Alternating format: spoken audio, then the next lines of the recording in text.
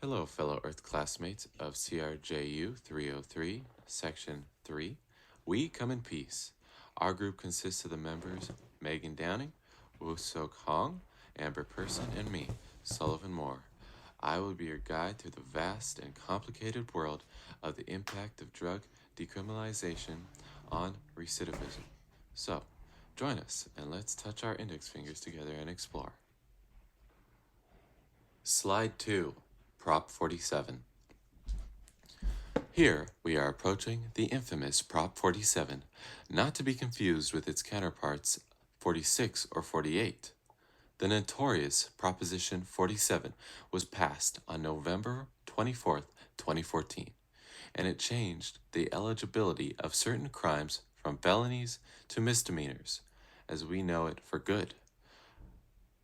Byrd states, in Impact of Defelonize Drug Possession on Recidivism, how the implementation of Prop 47 impacted back-end dynamics by reducing recidivism among offenders convicted of drug possession.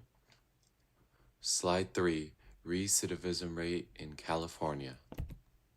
Before we continue on our adventure, we must first understand the important terms of recidivism. Webster Dictionary book defines, humans still use books?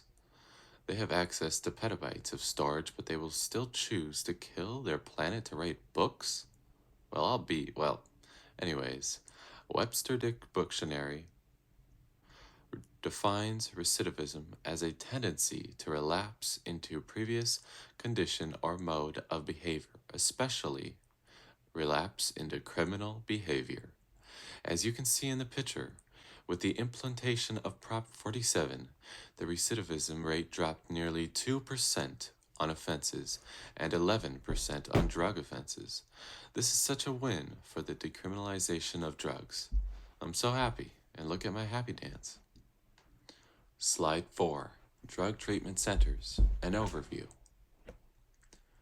In-prison treatment usually has therapeutic communities, which most prisons use. It's based off the New York program that was made in 1977.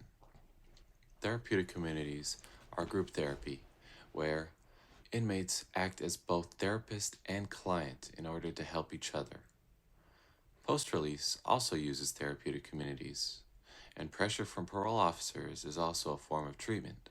If they get caught using, they go back to prison.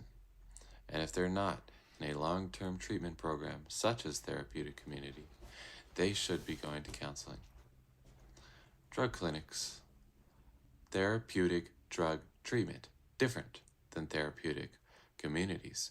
This measures the concentration of drugs in a person's blood in order to optimize medication dosages for treatment.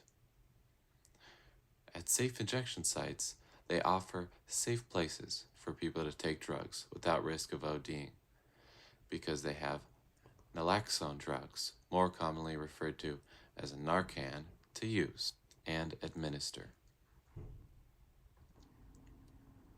Slide 5. Success of drug treatment programs.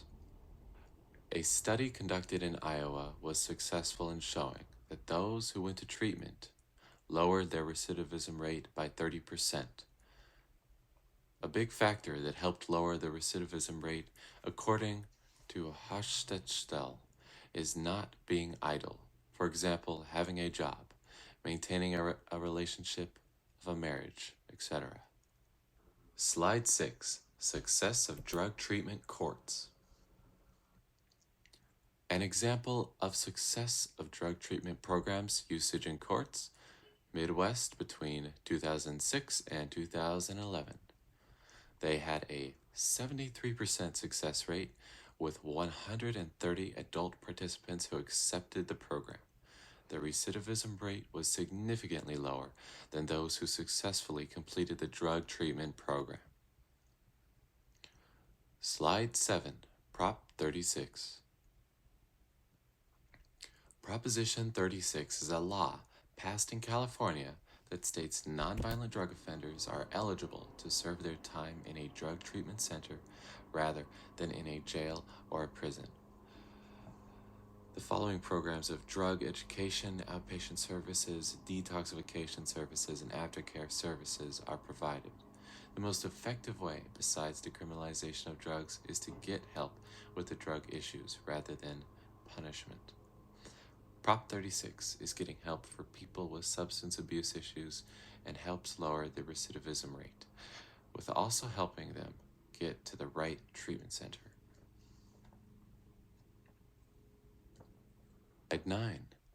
The effects of decriminalization of drugs. A decriminalization of drugs would affect prison population. Currently, 1/5 of inmates, or 450,000 people, are in prison for nonviolent drug offenses.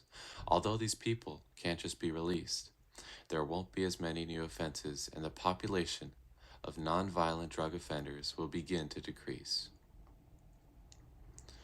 People who abuse substances. In Colorado, after they legalized marijuana, arrests went down by 50% in a year.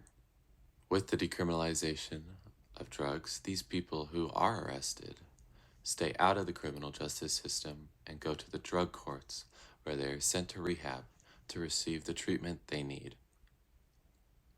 Treatment centers, like clinics, provide drug tapering treatment, which weans addicts off their drug and detoxifies them. They also have methadone treatments, which stops the urge to use.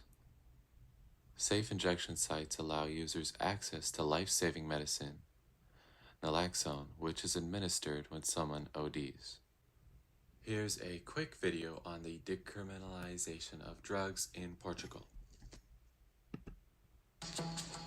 But Portugal wasn't always so chill about drug takers. Its Decriminalization Act was kind of a last resort. For decades, things were far less lenient.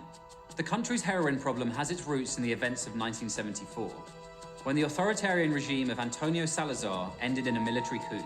Suddenly, Portugal was open to the world after 40 years of imposed ignorance and isolation. The modern world came flooding in.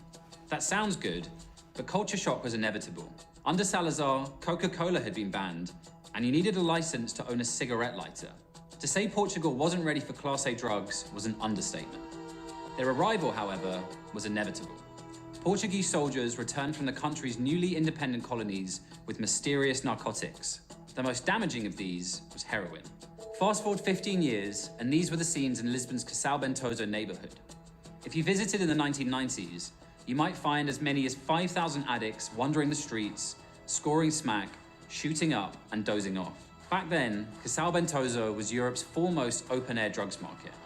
And nationwide, the numbers made for dismal reading.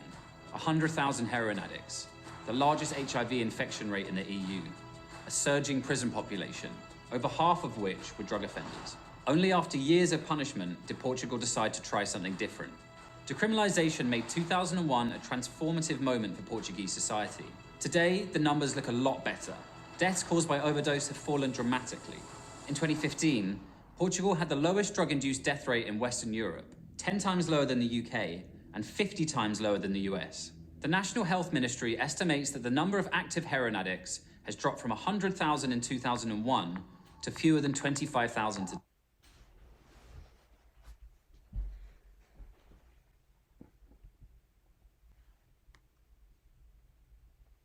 Slide 10. Decriminalization of drugs in Portugal. In Portugal, they have their Decree Law 30/2000, which decriminalized all drugs, including cocaine and heroin. They have a committee board where they deal with people who are caught with possession of drugs. Getting caught with anything over the average dose of drugs over a 10-day period will be referred to the criminal justice system, because the quantity of drugs suggests they are trafficking. Anything below that will go in front of the board, where all the facts are taken into consideration and determines if this person is addicted to drugs or not. The impact is that they rehabilitate rather than incarcerate these offenders, which reduces the prison population and cuts costs and focuses on higher-level drug traffickers. Slide 11. The complexity of decriminalizing drugs. Supreme law of the land, overrules any state laws that contradict federal laws. The 10th Amendment, making sure federal government doesn't have too much power over the states. This concludes our presentation. Thank you for watching.